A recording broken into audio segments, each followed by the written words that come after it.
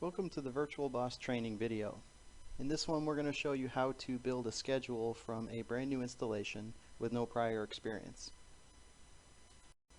The first screen you see after you install VirtualBoss is going to be the Task Manager screen. There's going to be no information in it just yet.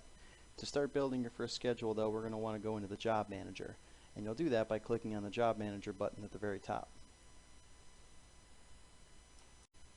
The Job Manager is not going to have any information in it, just like the Task Manager did, but we're going to add one right now. We're going to add a job, and to do that we're going to go ahead and hit the Add Job button at the very top left, and it's going to ask us for a name, and we'll just call this one New Job, and then just hit OK.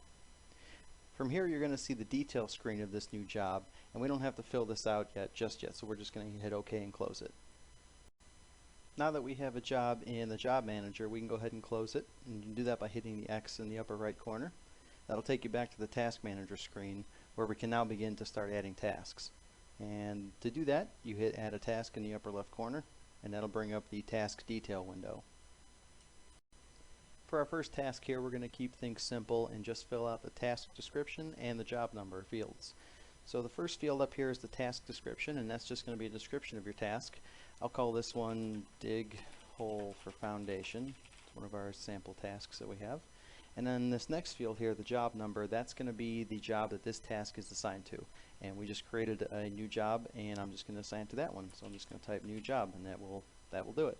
So just hit apply or OK, and you can see over there that we've added our first task to our task list. Okay, let's go ahead and add another task now. I'm going to close this detail window here and go back to add a task. And for our second task, I'm going to give it a description, something like build foundation. This will be our second task, and for the job, same thing, I'll assign it to new job and then hit OK. We're going through these tasks pretty quickly, and we're skipping a lot of fields such as their target start, how long they're going to be, their duration, or any notes. We can go back and add that any time. For example, I can go back to the build foundation task we just made, double click on it, and that'll bring up its detail window. And I can do this anytime. I can go back and change the start dates. But for building your schedule, it's easier just to get all the tasks in there first and then go back and change it. Let's add one more task here. Click on add a task. I'll call this one backfill, and for the job number field I will assign it to new job and then hit OK. Now we have 3 tasks for our first schedule here. That's a pretty good start.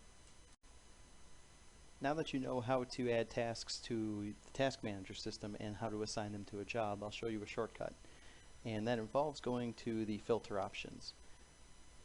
In the filter options, we're going to choose filter by job, and I'm going to set this to our new job that we're building. And once that's in there, just go ahead and hit OK. And it looks like nothing's changed, but what's actually happening is the software is now only showing you tasks that are a part of this job that we are filtered to. And the reason for this is now you can go to add a task, and the new job field here under the job number box, that's already filled in for you. That's done by the filter options.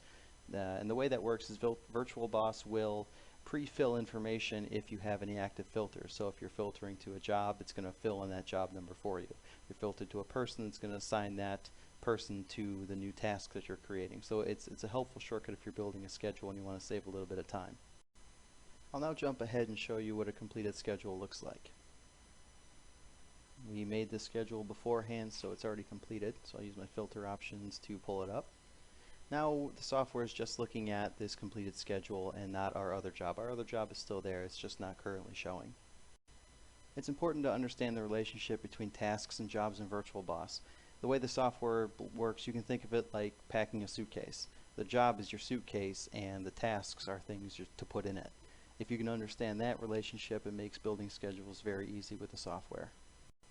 I hope you enjoyed this brief training video, and you should check out our other videos. We'll be going over what to do with your completed schedule after you've added in all your tasks.